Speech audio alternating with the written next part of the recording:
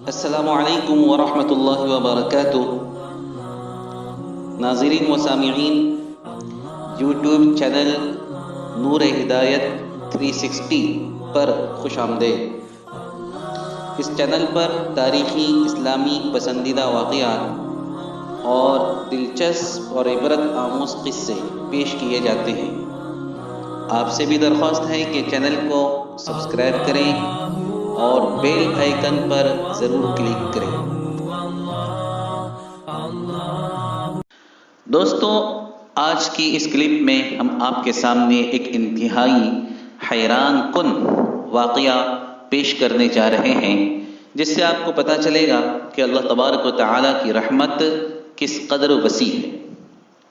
واقعہ کچھ یوں ہے کہ نبی کریم صلی اللہ تعالیٰ علیہ وسلم نے ارشاد فرمایا، تم سے پہلی امتوں میں، یعنی اس امت سے پہلی جو امتیں گزری، ان امتوں میں سے کسی امت میں ایک شخص تھا جو بڑا ہی مجرم، بڑا ہی پاپی اور بڑا ہی گنہگار تھا، اور اس نے ایک دو نہیں 99 قتل کیے تھے، 99 لوگوں کا قاتل تھا۔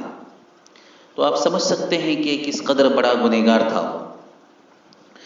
لیکن مالک کی نظر کرم اس پر پڑی اور اس کے دل میں توبہ کا خیال آیا، اور اس نے سوچا کہ اب سب کچھ چھوڑ چھاڑ کر توبہ کر لینی چاہیے اور بقیہ زندگی یاد الہی میں بسر کر لینی چاہیے۔ چنانچہ اس نے تحقیق کی کہ میں کس شخص کے پاس جا کر توبہ کروں، یہاں سب سے بڑا عالم کون ہے جس کے پاس میں جاؤں، وہ میری رہنمائی کرے۔ لوگوں نے اسے ایک عابد کے پاس پہنچا دیا۔ عابد یعنی اس کے پاس علم تو نہیں تھا، لیکن عبادت گزار بہت تھا وہ۔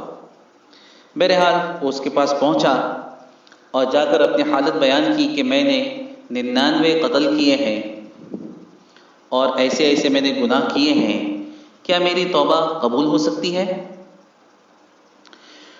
عابد نے اسے نیچے سے اوپر تک دیکھا، گھورا اور کہا کہ تجھے معلوم ہے ایک آدمی کو قتل کرنا کتنا بڑا گناہ ہوتا ہے، اور تو 99 لوگوں کا قاتل ہے، اتنے بڑے تیرے گناہ ہیں، تیری توبہ کیسے قبول ہو سکتی ہے؟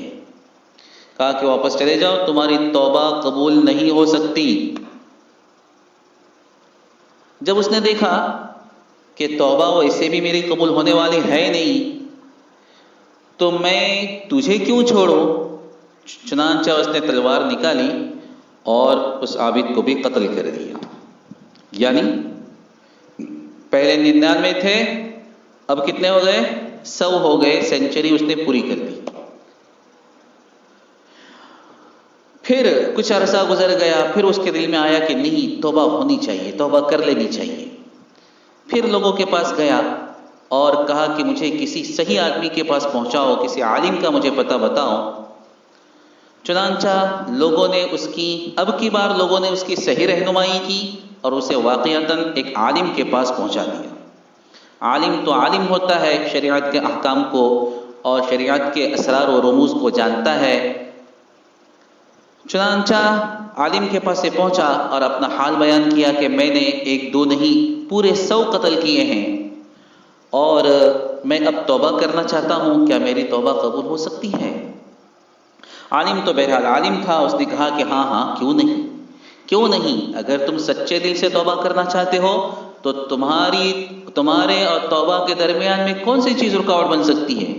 ضرور تمہاری توبہ قبول ہو جائے گی، لیکن ایک بات دھیان میں رکھنا، توبہ تو کر لو لیکن بقیہ زندگی تم یہاں نہ گزارو، جن لوگوں کے ساتھ اب رہتے ہو جو تمہارے گناہ کے ساتھی ہیں، ان کے ساتھ اب مت رہو، بلکہ اس جگہ کو ہی چھوڑ دو اور وہ فلاں جگہ پر چلے جاؤ، وہاں ایک بستی ہے، وہاں پر نیک لوگ رہتے ہیں، اللہ والے رہتے ہیں، تو ان کے ساتھ رہ کر تم عبادت کرو اور ان کے ساتھ اپنی بقیہ زندگی گزارو۔ چونکہ اس نے سچے دل سے توبہ کی تھی، چلا۔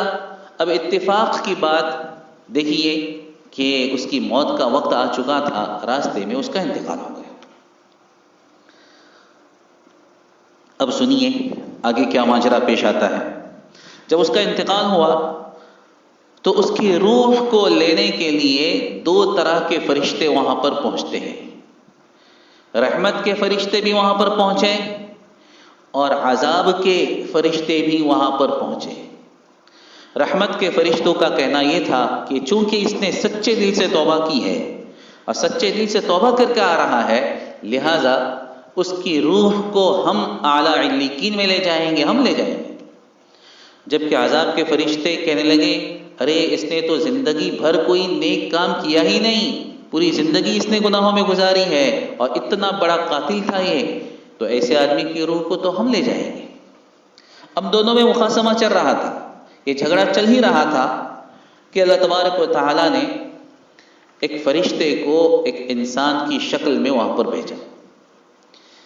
جب دونوں نے دیکھا کہ ایک آدمی آ رہا ہے، ایک بزرگ شخصیت آ رہی ہے، تو سوچا کہ چلو اس کو اپنے درمیان حکم بنا لیتے ہیں اور اس سے فیصلہ کرواتے ہیں.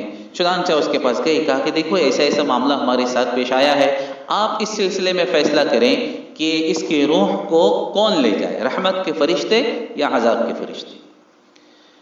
تو شخص نے کہا، جو در حقیقت فرشتہ تھا، اس نے کہا کہ بھائی اس کا آسان حل یہ ہے کہ دونوں جگہ جس بستی کو چھوڑ کر آیا ہے، یعنی برے لوگوں کی بستی، اور جس بستی کی طرف جا رہا ہے یعنی نیک لوگوں کی بستی، دونوں کے درمیان فاصلہ ماپا جائے، فاصلہ ناپا جائے کہ درمیان میں فاصلہ کون سی بستی قریب ہے اور کون سی بستی دور ہے، یہ دیکھا جائے. چنانچہ جب فاصلہ ناپا گیا اور مسافت ناپی گئی تو پتہ چلا کہ نیک لوگوں کی زمین اس کے زیادہ قریب ہے، وہ نیک لوگوں کی زمین سے زیادہ قریب تھا. یعنی برے لوگوں کی بستی دور تھی اور نیک لوگوں کی بستی قریب تھی. لیکن یہ کتنی قریب تھی معلوم ہے؟ صرف ایک بالشت، جس کو ہم آدھا فٹ بھی کہہ سکتے ہیں، آدھے فٹ کا فاصلہ کم تھا، نیک لوگوں کی زمین کے وہ قریب تھا. تو اس نے فیصلہ سنا دیا کہ اب رحمت کے فرشتے اس کی روح کو اٹھا کر لے جائیں گے. دوستو، ہم نے دیکھا کہ یہ ایک بالشت کا فاصلہ اس کے لیے جنت کی اور اللہ کی رحمت کی ضمانت کس طرح سے بن گیا. حدیث پاک میں آتا ہے کہ اس نے مرتے یعنی جب اس کی سانس نکل رہی تھی اس حال میں بھی وہ تھوڑا سا جو ایک بالش کا فاصلہ تھا نا، وہ سینے کے بل اس نے طے کیا. یعنی یہ سوچ رہا تھا کہ جب میں نے توبہ کی ہے تو آخری سانس تک میں اپنی توبہ کو نبھاؤں گا، اور مرتے اور سانس کے اکھڑتے بھی وہ ایک آدھا بالش آگے نکل گیا، اور یہی آدھا بالش اس کی جنت کی ضمانت بن گیا. ایک حدیث پاک میں آتا ہے، ایک روایت میں آتا ہے کہ اللہ تبارک و تعالیٰ نے حکم دیا زمین کو، یہ جو زمین تھی نیک لوگوں کی بستی کی، اس کو حکم دیا تو تھوڑی سکڑ جا، کم ہو جا، اور برے لوگوں کی بستی کی طرف جو زمین تھی اس سے کہا تو تھوڑی دور ہو جا، اور اس طرح سے اس کی مغفرت کا سامان اللہ تبارک و تعالیٰ نے فرما دیا. دوستو، اس واقعے سے ہمیں کیا سبق ملتا ہے؟ پہلی بات تو ہمیں یہ پتہ چلتی ہے کہ عالم کو عابد پر حد درجے فضیلت حاصل ہے، اس لیے کہ عابد اگرچہ نیک ہو، متقی ہو، پرہیزگار ہو، عبادت گزار ہو، شب بیدار ہو، مگر دوسروں کی صحیح رہنمائی اور رہبری نہیں کر سکتا. جبکہ عالم قرآن اور حدیث کے علوم پر عبور اور احکام شریعت کا جانکار ہونے کی بنا پر اپنے ساتھ دوسروں کی بھی رہبری کرتا ہے. اس لیے حضور پاک صلی اللہ علیہ وسلم نے فرمایا کہ عالم کی فضیلت عابد پر ایسی ہے جیسے میری فضیلت تم میں سے ادنا شخص پر.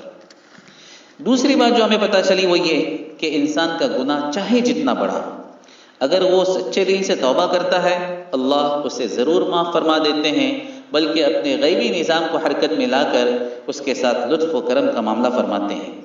تیسری بات یہ بھی پتہ چلی کہ صحبت کا اثر انسان پر ضرور پڑتا ہے.